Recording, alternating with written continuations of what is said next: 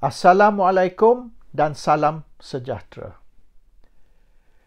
Di dalam video saya semalam, saya berkata kerajaan perlu bentang rancangan pemulihan ekonomi terlebih dahulu sebelum pilihan raya ke-15 diadakan.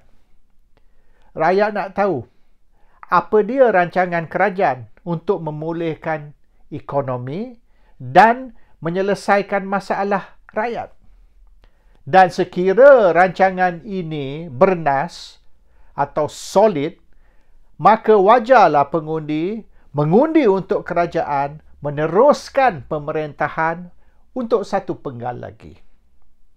Dan rancangan ini kenalah rancangan 5 tahun, 5-year plan. What is the government going to do? Apa dia tindakan kerajaan, rancangan kerajaan untuk 5 tahun akan datang supaya bukan saja ekonomi negara ini pulih, tapi masalah rakyat juga dapat diatasi.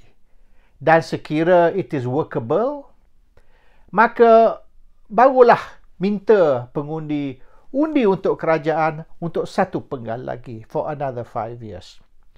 Dan rancangan ini selepas dibentang perlulah debate, dikaji oleh pakar-pakar ekonomi, bankers, orang korporat dan sebagainya. Those who are in the industry, mereka yang terlibat di dalam industri bank, corporate dan juga ekonomis, pakar-pakar ekonomi. Mereka kena kaji rancangan kerajaan ini dan komen. Is it viable? Is it workable? Is it realistic?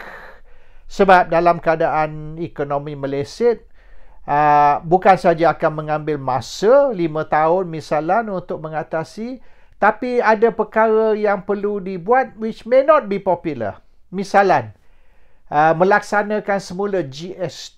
Itu bukan satu tindakan popular, tapi tindakan yang perlu diambil kalau nak mengatasi masalah ekonomi. Sometimes the medicine is very bitter. Ubat dia kadang-kadang tidaklah begitu sedap rasa je, tapi perlu kita ambil ubat itu untuk kebaikan, untuk memulihkan keadaan. Ada yang komen, tak perlu bubar parlimen. Adakan pilihan raya dan masa kempen pilihan raya bolehlah masing-masing membentang manifesto pilihan raya. Bermaknanya tiap-tiap parti yang bertanding bentanglah manifesto pilihan raya mereka dan cukup. Tak perlu lebih dari itu. Mereka ni tidak faham perbezaan di antara manifesto pilihan raya dan rancangan ekonomi 5 tahun ataupun rancangan pemulihan ekonomi 5 tahun. It's two different things. Manifesto pilihan raya ni siapa saja boleh buat. Pakatan pun boleh buat satu manifesto yang begitu cantik. Apabila mereka ambil alih minyak turun RM1.50, apabila tol dihapuskan, maka jalan raya boleh guna free, dan apabila GST dihapuskan, harga barang akan menjunam turun. Cost of living akan jatuh separuh dari hari ini. Itu semua karut. Dia orang tak mampu pun hapuskan tol. Dia orang tak mampu pun turunkan minyak RM1.50. Ataupun selepas GST dihapuskan, tak pun barang turun separuh harga. Barang naik lagi tinggi dari sebelum GST. So, manifesto pilihan raya ni is only a look good, feel good talk. Look good, feel good ni untuk nak memberi sedap. Orang Melayu kata untuk sedap mulut saja. Supaya bila kita dengar ni, kita syok, maka kita akan undi untuk mereka. Dengan penuh harapan. Pakatan Harapan memberi penuh harapan, tapi selepas tu mereka kata yang sebenar manifesto ni bukan kitab suci. Manifesto ni janji saja. Kebanyakan yang dijanji di dalam manifesto tu tak boleh buat pun, kata Tun Dr. Mahathir Mohamad. Perdana Menteri bagi Pakatan Harapan. Yang sebenarnya manifesto ni tidak realistic, cannot be done. Cuma nak bagi sedap dengar saja supaya pengundi ni undi untuk kita. Itu pengakuan dari Perdana Menteri Pakatan Harapan Dr. Mahathir. So manifesto dia semua bohong. It's only to sound good, look good and make you vote for them.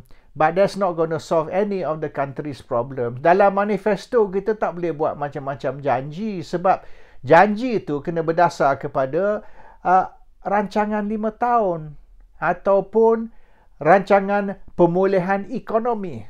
Ini yang kita nak tahu.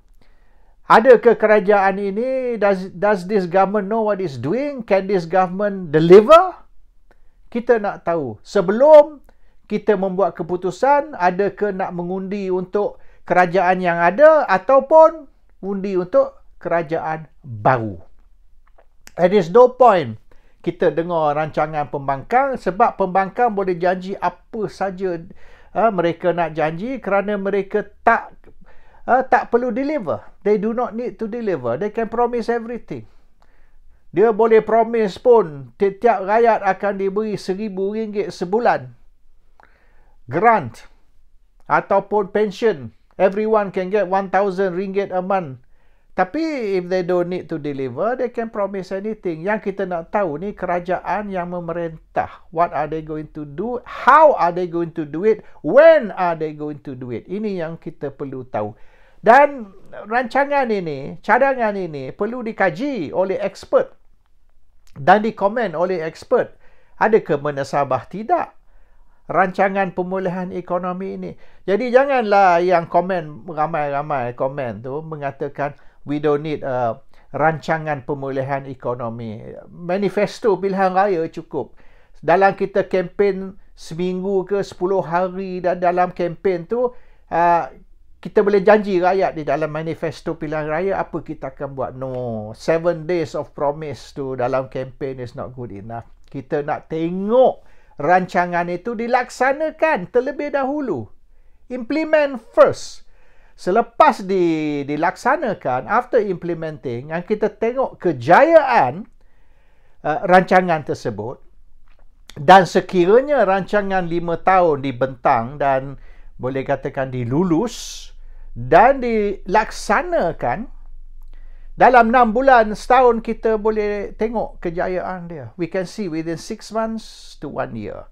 Adakah rancangan ini berjaya atau tidak? And berdasar kepada kejayaan rancangan tersebut, maka kita boleh buat satu keputusan. Kita boleh, we can decide whether we want to vote for this government or this government cannot deliver, we vote for a new government. Ini yang penting. And it cannot be, maknanya keputusan tak boleh dibuat berdasar kepada manifesto pilihan raya, election manifesto. Kena berdasar kepada reality on the ground. Dan if it's a good plan, sekira rancangan ni satu rancangan yang bernas, rancangan yang solid, maka 6 bulan hingga setahun kita boleh nampak kesan dia. We can see the improvement. 6 months, maybe 1 year, kita boleh nampak improvement. Dan adakah rancangan ni berjaya atau tidak berjaya? Then kita adakan pilihan raya. Then kita decide whether this government can do the job and we must give this government another 5 years mandate. Barulah kita boleh buat satu keputusan berdasar kepada kejayaan atau sebaliknya rancangan pemulihan ekonomi. That has nothing to do with manifesto pilihan raya, election manifesto. Ramai semalam komen that election manifesto, everything can be revealed. Nonsense. Yang sebenarnya, kita tak perlu buang masa dengan manifesto pilihan raya. We just want to see performance.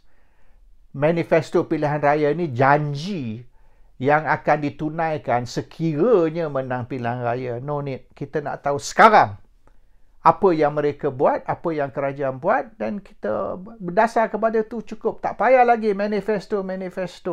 Buang masa saja. Assalamualaikum. Salam sejahtera.